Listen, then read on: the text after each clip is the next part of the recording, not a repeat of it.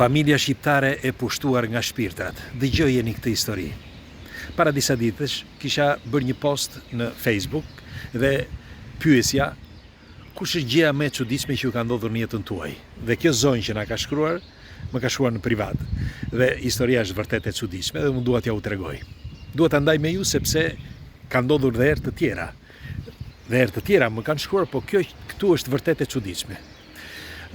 Zonja në vitin 1999 ishte rreth 20 vjeçe dhe ishte me pushime në Durrës. Rastësisht tek bari aty ku do blinin diçka në plazh, një djalë futet së bashku me shokun e tij dhe do blinte diçka dhe e pyetin nëse ishte mundur që ai të kalonte para tyre. Dhe kështu u njoh me këtë djalin.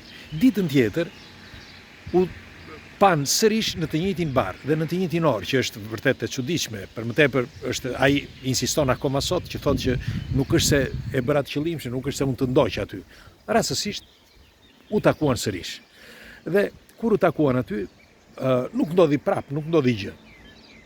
Por djali i krishter, kjo myslimane. Besimi i saj, pra mysliman, ajo donte që një ditë takonte një djalë mysliman dhe të martoj me të, sepse kështu e ka në familje. Dhe nuk ja priste mendja kur që ky një ditë mund të ishte burri i saj. Megjithatë, djali pasi shkëmbyen numrat, ai iku në Greqi dhe se atje jetonte, punonte dhe jetonte atje, ndërsa kjo vazhdonte studimet. Dhe si përfundim, pas disa muajsh, ai u kthye për disa punë të veta dhe ishte takimi final, sepse kur u takuan, ndodhi diçka dhe ata u dashuruan mes tyre. Kjo ishte, në sintezë, me fjalë njohja që ata bën. Dhe duket, sikur ashtu që thoshte zonja, sikur çdo gjë ishte e shkruar që ata duhet të rinin bashkë. Sepse ai është djalë flori, djalë fantastik, dhe kjo vajzë fantastike, me sa pash edhe fotot e tyre, kanë një familje fantastike, shkojnë shumë mirë bashkë. Dhe si përfundim, meqense ky jetonte në një fshat në periferi të një qyteti të madh, nuk mund të themi ku, sepse më shkojti në privat, tha të lutem, tha të mbetet anonim. Dhe meqense shtëpia me prindrit e tij, ai mendonte që mos të bezdiste prindrit, meqense kishte edhe një motor tjetër, të rinte në një shtëpi tjetër. Dhe kërkoi shtëpi, por aty tek zona ku ai jetonte nuk kishte shtëpi. Dhe i thanë që kishte një shtëpi e braktisur prej vitesh në një fshat tjetër për bri. Shkon atje, kërkon, nuk gjeti njeri dhe gjeti një numër telefoni të këtyre. Këta jetonin në Itali, këta që kishin lënë shtëpinë. Të paktën kështu thuaj. Si përfundim, ky insistonte sepse donte t'i takonte, se thoshte unë dua, ata i tha mos e vrit mendjen, s'ka problem, në fakt ata kishin një numër italian dhe shpesh flisnin bashkë. Dhe i tha më thuaj çmimin e fundit, po është mirë që të vesh të shikosh shtëpinë, i than këta. Dhe shkuan që për të parë shtëpinë. Shtëpia ishte fantastike, ishte rregulluar mirë, ishte çdo gjë perfekte dhe nuk e kuptua pse duhet kushtonte aq pak ajo shtëpi. Kushtonte shumë pak. Po flasim nga vitet, sepse ata u martuan në vitin 2005. Dhe si përfundim, vendosën që ta merrnin shtëpinë. Dhe shkuan tek avokati, të merrnin avokatin e tyre që të bënin letrat e ku ta di unë. Sepse ai mendoi, ky zotria, mendoi se ndoshta kishte ndonjë mbivendosje ose kishte ndonjë problem që ata e shisnin shumë pak. Si përfundim, një ditë, teksa zonja ishte me të shoqin në atë kohë, ishin në makinë, ai shkoi tek shtëpia, sepse po shikonte metrat, po maste, ku ta di unë. Kjo kishte mbetur në makinë, unë tha mbeta në makinë. Dhe aty në makinë tha kalon një grua e familjes, një familje tjetër që kalonte aty, e fshatit. Dhe ju afrua pa i thënë gjë, pa i njohur, me një fjalë direkt kështu tha. U afrua ta, ishte edhe e shëmtuar, kështu tha në fytyrë. Dhe më thotë, mos e merr atë shtëpi. Dhe ikën. Kthehem, sepse ajo vjen përpara makinës ta dhe kaloi nga me një fjalë pranë meje. Unë isha nga ana e sediles së pasajerit. Dhe ajo kalon dhe ikën. Mirë po, pas meje, që ajo kaloi pas meje, tha, ishte një tip fushe tek ai fshat. Kështu që kishin kaluar vetëm pak sekonda, 10 sekonda. Dhe unë duhet ta shihja, sepse më bëri përshtypje mos të dilja më njëherë tha, më bëri përshtypje tha dhe dola tha, pas pak dola nga makina. Nuk kaluan tha 10 sekonda. Dal tha nga makina, nuk e pash më. Tani, ndoshta kjo tha ishte një halucinacion, ndoshta ishte një grua që ishte jetonte aty tha dhe u fut në një vend që unë nuk e pash. Megjithatë tha, kaloi kjo gjë. Si përfundim tha, e blem shtëpinë dhe filluam që tham kur do shkonim që të jetonim aty.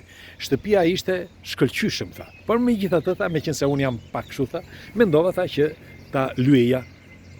Dhe shkuan tha, quam njerëz tha që ta lyenin tha, sepse burri tha, me fjalë shoqi i saj, ky i krishter, si ju thash, ajo myslimane, ky jetonte në Greqi dhe punonte në një restorant atje në Greqi.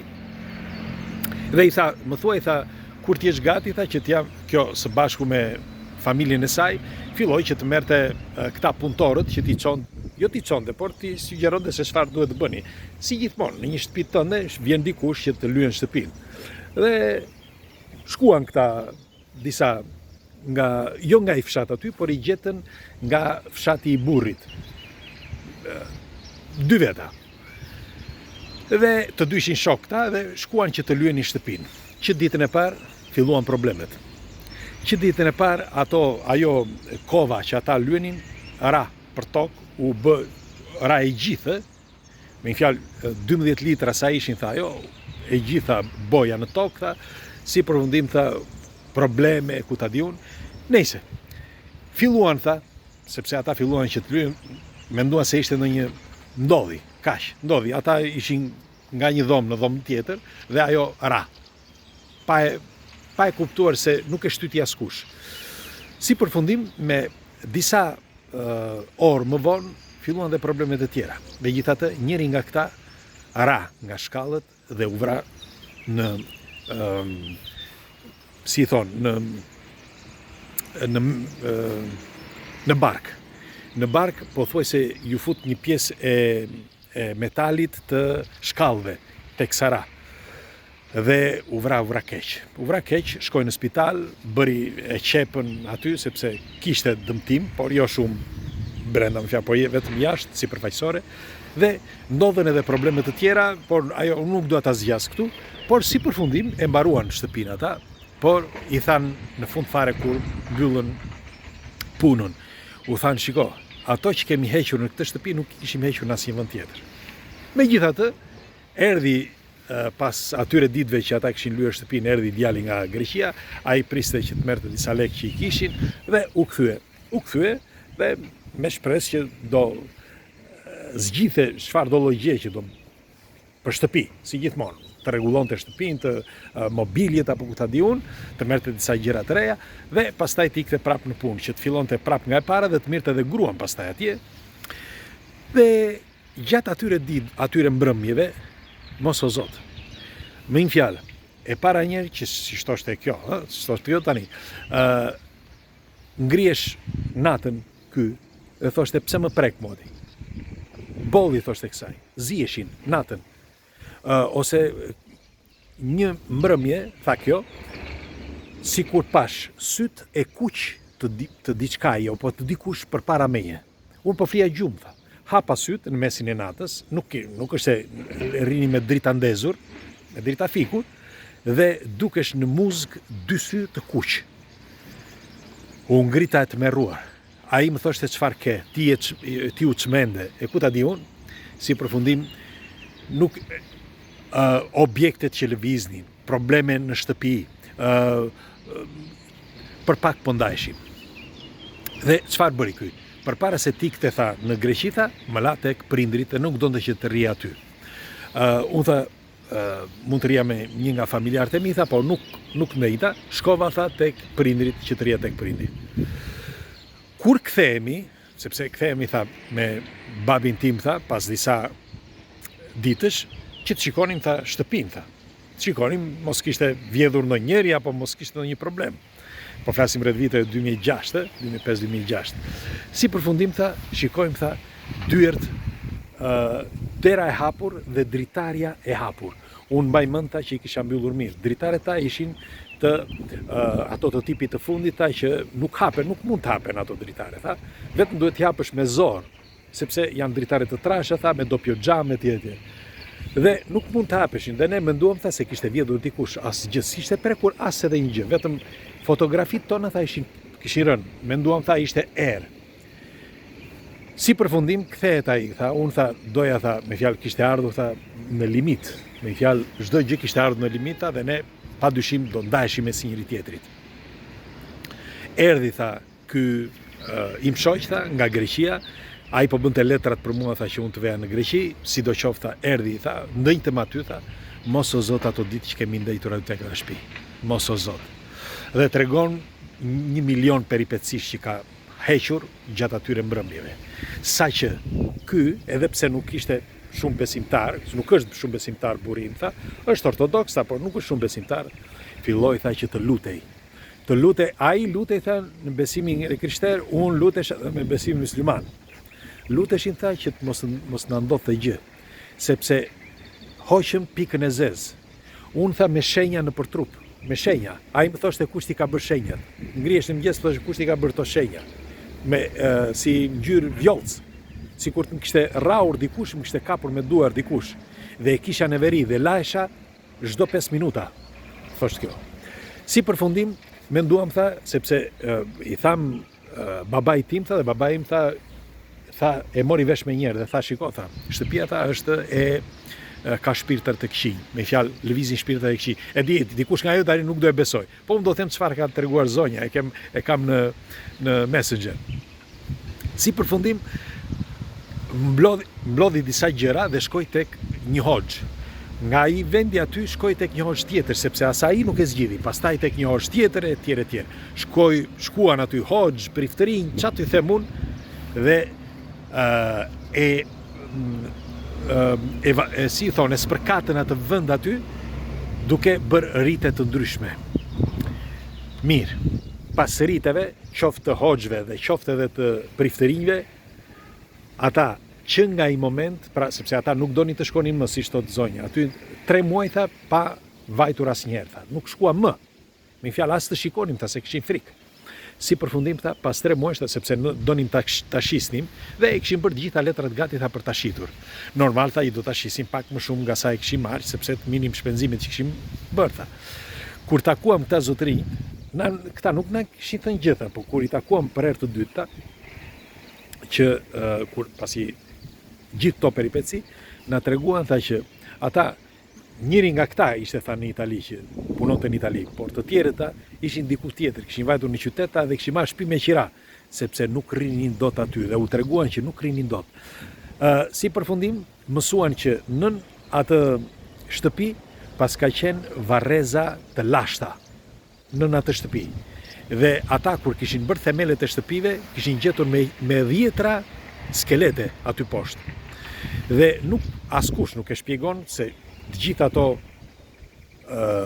fragmente, ato probleme që kanë ndodhur gjatë qoftë kur ishin ata që kishin shtëpinë dhe qoftë këta që blen të rinjt. Askush nuk e shpjegon se çfarë ndodhte. Megjithatë, pas 3 muajsh, si ju thash, këta që kishin bërë gjithë ato rite, shkuan që të shikonin se mos kishte vjedhur dikush, dhe atë ditë çdo gjë e qetë, çdo gjë ishte në vendin e vet, nuk kishte probleme, nuk ishte asgjë. Dhe muslimanët kishin bërë një kurban. Këta të krishterët, familja të krishterëve, kishin pagzuar apo ku ta di unë shtëpinë. Sepse ta dini që në çdo vend të botës, kur bëhet diçka e re, pagzohet. Kështu që si përfundim shkuan një vit e gjysmë dhe nuk ndodhi gjë. Pas një vit e gjysmë filluan disa gjëra të vogla, por ata si përfundim ishin shkëputur dhe tashmë jetojnë në Greqi. Dhe ajo shtëpi ka mbetur ashtu, askush nuk e blen më dhe këta nuk shkojnë her pas here kështu për të ndenjur një ditë apo 2, por nuk rrin shumë. Dhe thotë që ende sot vazhdojnë që të ketë probleme të tilla, pra me shpirtrat e këqij. Dhe unë doja t'ju pyesja juve, kujt prej jush i ka ndodhur një fenomen i tillë? Pra, sepse kur ndodh brenda një shtëpie, frekuencat, prekin edhe familjarët, dhe fillohet një sherr i madh dhe mund të ketë edhe probleme të mëdha. Mund të ndahen mes njëri tjetrit, mund të ketë edhe grindje mes familjarëve, fëmijëve etj. Kjo është faktike, nuk është se e shpika unë. Megjithatë, nuk është e repa që më ka shkruar, po unë doja t'ju tregoja këtë. Dhe doja që edhe ju, nëse është e mundur, nëse ju ka ndodhur një fakt i çuditshëm si ky apo të tjera fakte, do të dëshiroja që ta lini këtu në koment. Hajde, ju përshëndes, kalosh një ditë bukur.